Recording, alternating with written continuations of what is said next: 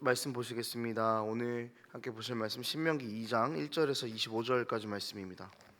신명기 2장 1절에서 25절까지 말씀입니다.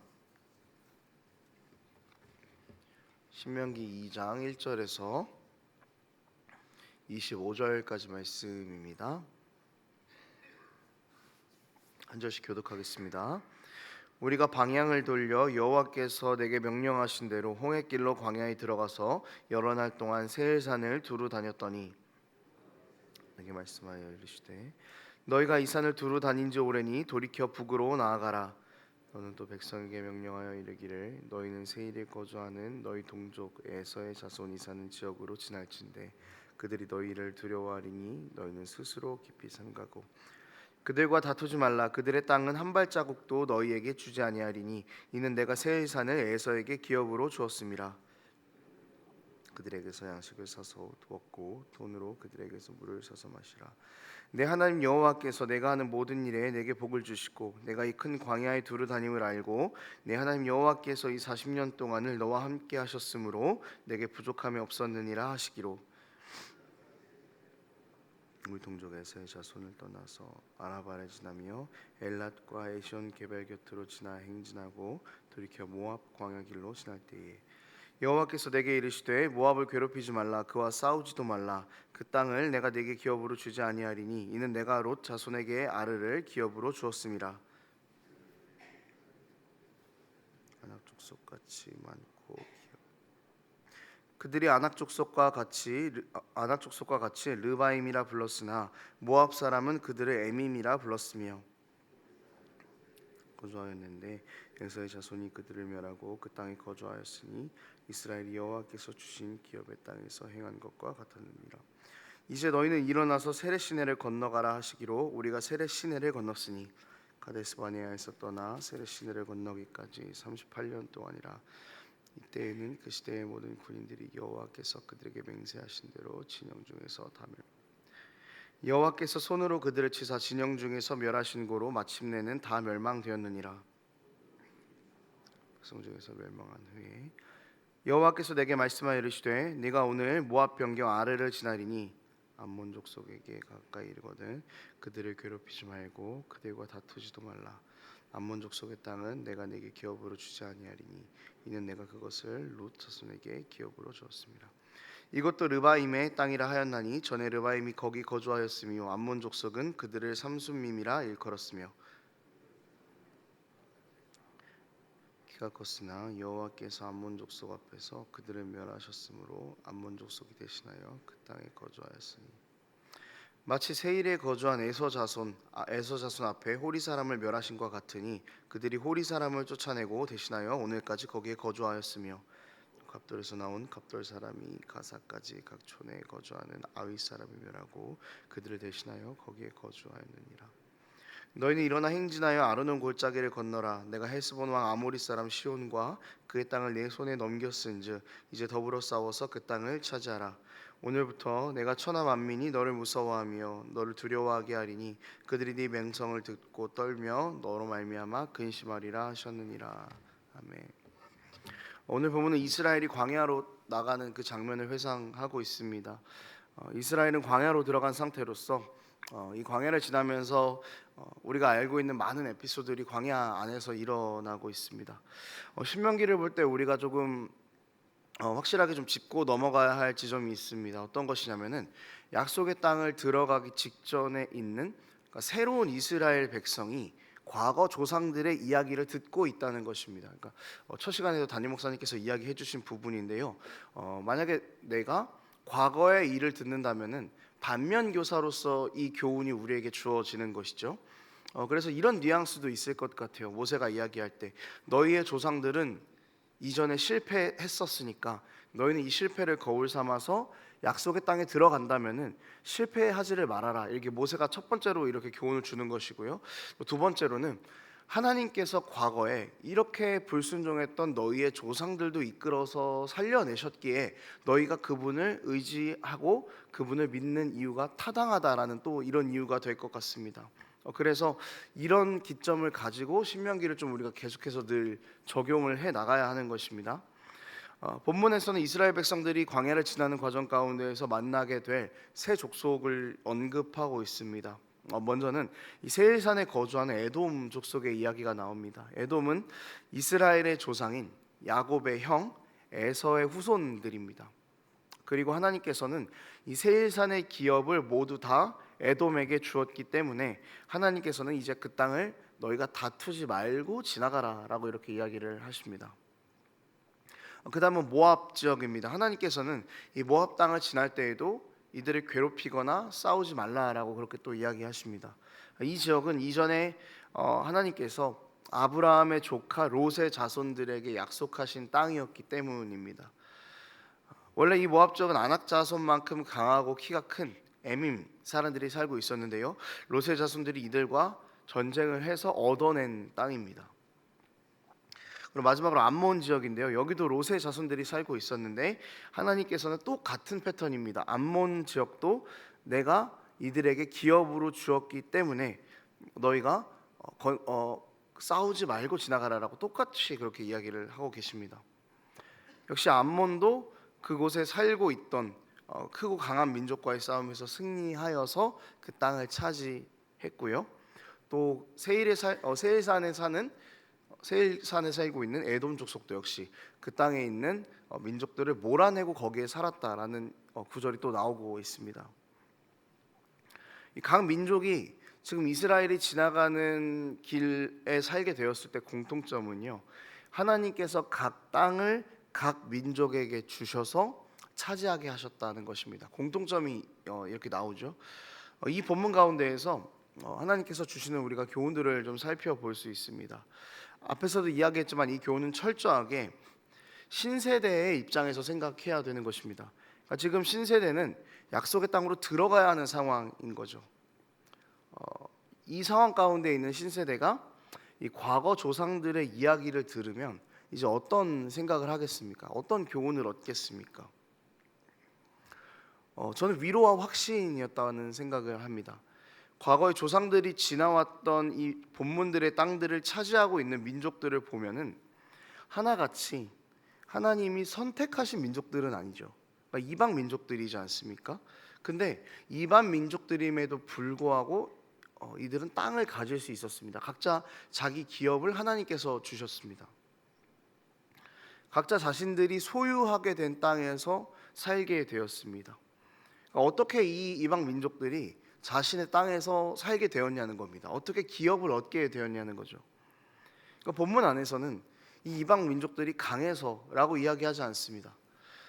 이들이 땅을 차지할 만한 자격이 있었다라고 이야기하지 않죠. 그냥 하나님께서 주셨다라고 이야기하고 있습니다.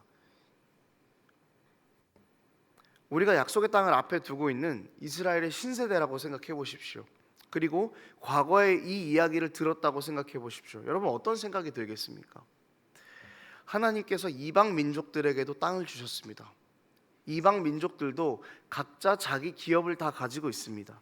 이 이야기를 들으면 자연스럽게 생각이 이어질 것입니다. 그러면 하나님께서는 우리에게는 어떻게 하실까라는 생각입니다. 이게 떠오르겠죠.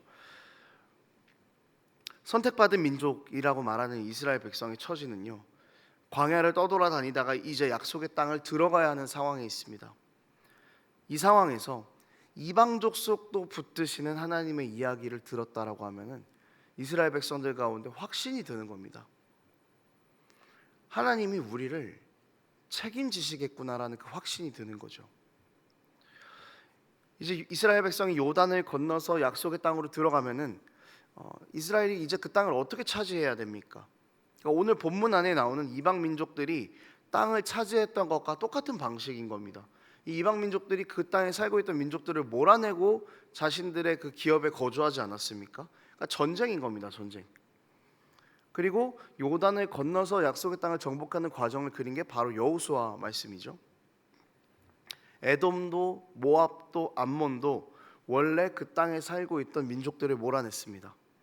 하나님께서 이방 족속들에게 약속하셨던 그 땅들을 전쟁 기업으로 주셨다라는 이야기는 결국에는 그 땅에서의 전쟁들을 이방 족속들이 이기도록 하나님께서 도우셨다라는 이야기도 되는 것이죠. 이것이 이스라엘에게는 굉장히 큰 위로가 되는 것입니다. 이방 족속의 기업도 책임지시는 하나님이, 이방 족속도 전쟁에서 약속하셨다는 이유로 이기게 하신 하나님이, 이방 족속에게 약속하신 약속을 확실하게 이루시고 기업을 허락하시는 하나님이 선택한 백성인 우리를 책임지실 것이라는 그 위로를 이스라엘 백성들이 얻지 않겠냐는 겁니다. 물론 이스라엘 백성들 앞에 놓인 미래는요, 장밋빛 미래는 아닌 것처럼 보입니다. 앞에는 요단강이 있고요, 이제 여기를 건너면 전쟁을 시작해야 하죠. 약속의 땅에 도달하는 것이 먼 것처럼만 느껴지고 여전히 불가능한 일처럼 보여질 수도 있겠습니다. 하지만 이스라엘 백성들은 이방 민족들에게 장밋빛 인생을 허락하신 하나님의 이야기를 들으면서 우리의 미래도 하나님께서 약속하셨으니 그분께서 책임지실 것이고 이끌어 가실 것이라는 소망을 발견하게 된다는 것이죠. 마태복음 6장에서 예수님께서는 염려하지 말 것을 이야기하시면서 하나님께서 들풀도 입히시고 들의 백합화도 살리시는데 어찌 사랑하는 자녀들을 버리시겠냐라고 그렇게 말씀하십니다. 여러분, 이방 민족도 먹여 살리신 하나님께서, 이방 민족에게 기업을 주신 하나님께서, 이방 민족을 전쟁에서 이기게 하신 하나님께서 구원하시기로 작정한 하나님의 백성을 버리실 리가 없습니다. 우리가 오늘 말씀을 통해서 붙잡아야 할 것은 이것입니다. 여러분, 하나님께서요 반드시 우리의 삶을 책임지십니다. 하나님께서는 자녀인 우리의 삶을 반드시 책임지실 것입니다. 십자가에서 자기 아들을 버리신 하나님께서 우리를 죽도록 내버려 두시지 않을 것이라는 것입니다. 여러분, 괴로움 가운데 있으십니까? 앞이 보이지 않는 어떤 막막한 그 어두운 터널 가운데 있으십니까? 이 본문을 가지고 본문에서 일하셨던 하나님을 붙잡으십시오. 여러분, 하나님 우리를 버리지 않으십니다. 우리를 구원하시기 위해서 자신의 가장 소중한 것을 버리신 하나님께서 우리를 어두운 터널에 그냥 내버려 두실 리가 없습니다. 그렇지 않습니까? 이방 족속을 기업을 주신 하나님께서 이스라엘을 가만히 두지 않으셨지 않습니까? 약속의 땅에 들어가게 하셨지 않습니까? 이방 족속도 전쟁에서 이기게 하신 하나님께서 당연히 그 사랑하는 백성의 전쟁도 책임지시지 않았습니까? 여러분, 우리가 붙잡아야 될 것은 이것입니다. 우리가 이것을 붙잡으면은 믿음의 싸움들을 싸워가는데 넘어질 리가 없는 것입니다. 쓰러질 리가 없는 것입니다. 하나님께서 자기 아들을 버리신 주님이 우리를 버리시지 않으신다라는 이 믿음의 확신을 가지고 여러분, 우리가 우리 가운데 있는 모든 어려움들과 고난들을 마주해내면서 이것들을 이겨내는 그런 우리의 삶이 될 수 있었으면 좋겠습니다. 말씀을 정리하겠습니다. 약속의 땅으로 들어가야 하는 이스라엘 백성의 입장이 그렇게 녹록지만은 않았을 것입니다. 두려움도 있었겠고요, 떨림도 있었겠고요, 과연 우리가 하나님을 믿을 수 있을 것인가에 대한 의심도 있었을 것입니다. 하지만 이 모세는 계속해서 과거의 이야기를 들려주면서 하나님께서 너희 조상들에게 이렇게 행하셨던 분이니 너희는 믿고 그분을 신뢰하면 된다라는 것을 계속해서 이야기했습니다. 여러분, 과거의 이야기를 보면은 하나님은 늘 한결같으셨고 늘 옳은 분이셨습니다. 한 번도 틀린 적이 없으셨고 한 번도 약속을 어긴 적이 없으십니다. 다만 약속을 어긴 것은 이스라엘이었죠. 이 모습을 보면서 이스라엘 백성들은 우리가 하나님을 믿고 신뢰하면, 우리가 하나님께 순종하면 하나님의 약속의 수혜자가 될 수 있겠구나라는 것을 알게 되었던 것입니다. 여러분, 우리의 상황이 어떻든지 간에 하나님은 우리를 버리지 않으십니다. 우리의 상황이 어떻든지 간에 하나님은 우리에게 약속하신 구원을 끝까지 버리지 않으십니다. 여러분, 그러니 우리는 그분의 그 약속을 믿으면서 신뢰하며 나아가면 되는 겁니다. 우리의 환경 때문에 흔들리지 말고 모든 환경을 뛰어넘으시고 모든 환경의 주인 되시는 하나님만 붙잡는 그런 우리가 되었으면 좋겠습니다. 우리가 주님을 버려도 우리를 붙잡으신 분이 하나님이셨습니다. 그러니 우리가 오늘도 그 하나님을 붙잡고 우리 앞에 놓인 영적인 싸움들을 싸워 나갈 수 있었으면 좋겠습니다. 그렇게 우리 삶에 마주한 고난의 문제들과 우리 앞에 마주한 이 어려움의 문제들을 어떤 상황에서도 나를 버리시지 않는 주님 붙잡으면서 돌파해 나가는 그런 우리의 삶이 되기를 원합니다. 함께 기도하겠습니다. 하나님 아버지, 우리 말씀을 보면서 다시 한번 과거에 일하셨던 하나님을 생각해 봅니다. 하나님, 과거에 그렇게나 신실하셨던 분이셔서 우리의 삶에도 여전히 신실하게 일하실 것을 믿으며 우리에게 주어진 믿음의 싸움들을 다시 한번 싸워 나가기를 원합니다. 어떤 상황에서도 우리를 버리시지 않으시는 하나님, 자신의 가장 소중한 것을 버리시면서까지 우리를 구원하셨고 우리를 사랑하신 하나님께서 우리가 어떤 어려움에 있다고 해서, 우리의 어떤 상황이라고 해서 우리를 버리지 않을 것임을 우리가 다시 한번 믿고 나아갑니다. 주님, 늘 연약한 것은 이스라엘이었습니다. 하나님은 늘 신실하셨습니다. 우리가 이 말씀을 교훈 삼아서 다시금 우리 삶에 주어지는 이 싸움들을 싸워 나가기를 원합니다. 하나님, 어떤 상황에서도 주님 붙잡는 것을 놓지 않을 수 있도록 도우시고 주님을 신뢰하는 것을 우리 삶의 가장 큰 교훈으로 삼아 우리가 우리 앞에 주어진 이 모든 싸움들을 싸워 나갈 수 있도록 주님 우리에게 믿음과 힘을 더하여 주시옵소서. 감사드립니다. 예수님 이름으로 기도합니다. 아멘.